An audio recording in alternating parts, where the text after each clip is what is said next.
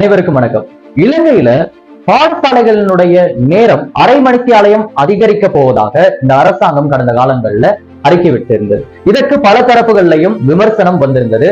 அந்த விமர்சனம் நல்ல விதமாகவும் இருந்தது, கெட்டதாகவும் இருந்தது. அந்த வகையில இலங்கையினுடைய அதிபர் சங்கம் முன்வைத்த முக்கியமான ஒரு விமர்சனம் என்ன அப்படின்னு சொன்னா, இந்த அரசாங்கம் பாடசாலை நேரத்தை அரை மணிக்கு ஆலயமா எந்த ஒரு ஆய்வையும் நடத்தாம இப்படி அதிகரித்திருப்பது அப்படிங்கிறது ரொம்பவுமே கண்டிக்கத்தக்கதாக இருக்கு. இது தொடர்பாக எங்களிடம் கலந்துரையாடி இருக்கலாம் அப்படின்னு சொல்லி அவர்களுடைய விமர்சனத்தை முன்வைத்தாங்க. இது தொடர்பாக பிரதமர் மற்றும் கல்வி அமைச்சராக இருக்கக்கூடிய ஹரிணி அமரசூரிய அவர்கள் கருத்து தெரிவிக்கும் போது என்ன சொல்லியிருக்காரு அப்படின்னா, பாடசாலையினுடைய நேரத்தை அரை மணிக்கு ஆலயமா அதிகரிப்பது அப்படிங்கிறது பல்வேறுபட்ட தரப்புகளிடமும் கருத்து கணிப்புகளை கேட்டதன் பின் பல்வேறு ஆய்வுகளை நடத்தியதன் பின் தான் இந்த ஒரு முடிவுக்கு வந்திருக்காங்க.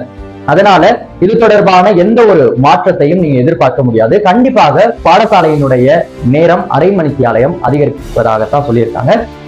ஆனால் அதிபர் சங்கம் தொடர்ந்து போராட்டங்கள், தங்களுடைய கண்டனங்களை தெரிவித்துக் கொண்டுதான் இருக்காங்க.